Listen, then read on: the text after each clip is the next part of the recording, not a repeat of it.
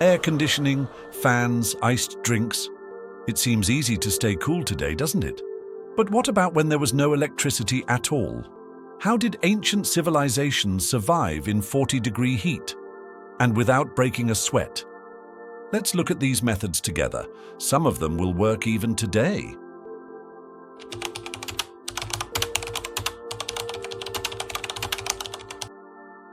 On the scorching Mesopotamian plains or in the Nile Delta, where temperatures exceeded 45 degrees Celsius, people lived in times when air conditioning was not even remotely imagined. And yet, in these ancient civilizations, the inside of the house was much cooler than the outside. So how? The thick stone walls kept the scorching rays of the sun out, acting like a thermal shield. They absorbed heat during the day and released it at night.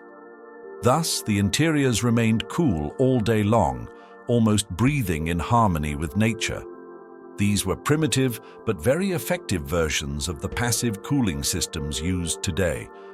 Especially in ancient Egypt, underground rooms built under houses were used to protect from the heat during the day. Under the ground, these areas, which did not see sunlight, provided a natural coolness. Food was stored in these rooms, and in some cases, people spent the hottest hours of the day here. In Mesopotamia, houses were sometimes built around a courtyard, and the walls around this courtyard drew the wind in, creating an airflow.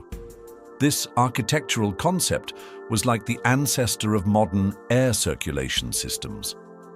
Many concepts marketed today as smart architecture have their roots in these ancient building techniques. Thick-walled stone houses are still the coolest summer refuge in Mediterranean villages. Passive cooling systems are back on the agenda in modern urbanism seeking solutions to the energy crisis.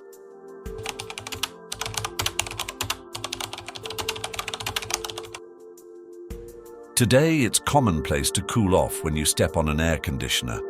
But once upon a time, in the middle of the Iranian deserts, there were natural air conditioners without electricity, without motors, and in full harmony with nature. Badgear, the wind trap. Imagine scorching desert heat reaching 50 degrees Celsius. But inside the house, the air is cool as cotton. There's no engine noise, no energy is wasted. This is the miracle of the wind catcher system built centuries ago. So how did it work? The wind catcher was an air capture system built in the form of a high tower. At the top, there were windows open in all directions. Every gust of wind would enter through these openings, gain speed by being compressed in specially designed narrow air ducts, and spread as cool air into the interior. But not only that, there was a water tank under the floor or connected to the tower. The wind coming in would naturally cool down as it passed over this water, and then this moist and cool air would be blown into the room. In other words, a real natural air conditioner. In some advanced houses, the wind trap not only cooled the air, but also expelled the dirty and hot air inside, an idea that forms the basis of modern ventilation systems. Where was it used? This system was an integral part of hot desert architecture, especially in cities like Yazd and Kashan.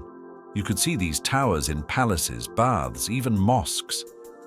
Today, as the world grapples with energy crises and climate change, this technology developed by Iran thousands of years ago is still considered one of the most sustainable cooling methods. Many architects are even trying to reintegrate it into modern buildings.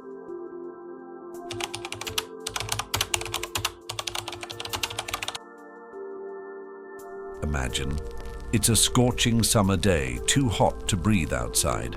But if you are inside the palace, a cool breeze gently touches your skin and there is a pleasant scent of rosewater in the air. This is the magic of steam cooling. One of the most sophisticated methods used in the Ottoman palaces against the scorching heat of summer was to humidify and cool the air with the sensor system. With the help of specially made sensors, fragrant herbs such as cloves, lavender, and roses would be thrown into the water, and then the mixture would be gently heated to release steam into the air. The steam would increase the humidity of the environment, while at the same time dissipating the heat, giving a feeling of coolness. This was not only a luxury, but also the natural air conditioning technology of the time. Especially in the palace harem, cooling rituals with frankincense were offered exclusively to women.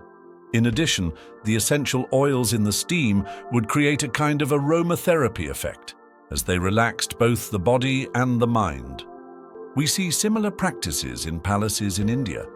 During the Mughal Empire, small marble pools called salsabils were placed in the center of marble palace rooms, and rose petals and cool water thrown into them would change the air in the room.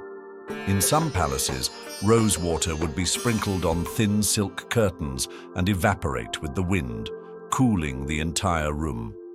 This method provided not only physical relaxation, but also spiritual peace. Scientifically, this method is also effective. The steam homogenizes the ambient temperature and the humidity balances perspiration. Especially in dry heat, steam cooling helps to stabilize body temperature. This is the basic principle of modern humidifiers.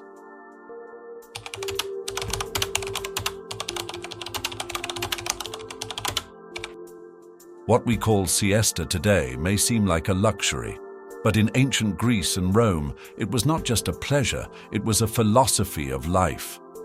In ancient Greece, work stopped at noon, and city squares were quiet.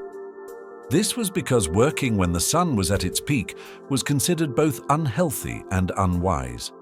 It was widely believed that working under the sun disrupts the body's internal balance and destroys mental clarity. Philosophers and writers in particular used the midday hours to rest the mind, not the body. In some texts, it is even written that the most fruitful thought is born when the body is asleep. The Romans systematized this tradition. According to them, the day was divided around the hora sexta, the sixth hour, around 12 to 1400 hours. During these hours, officials would retire to their homes, soldiers would lie in the shade, and the rich would rest in the tricliniums of their villas. This ritual was seen as vital not only for sleep, but also for cooling the body, lowering the heart rate, and promoting digestion. But you know what's really interesting? Some Roman physicians claimed that siesta prolonged life and reduced the risk of disease. In particular, names like Apicius argued that the body needed to cool itself down after heavy meals and that siesta relaxed the digestive system. This led to siesta even being considered a medical treatment in antiquity. Today, science confirms their tradition. According to modern research, a short midday nap protects heart health, boosts memory, and supports the immune system. Today we have air conditioning, but we still complain about the heat. Yet thousands of years ago, people came up with clever solutions in peace with nature. Maybe it's time to listen not to technology, but to the wisdom of the past. Which method do you think is the most effective? Let us know in the comments.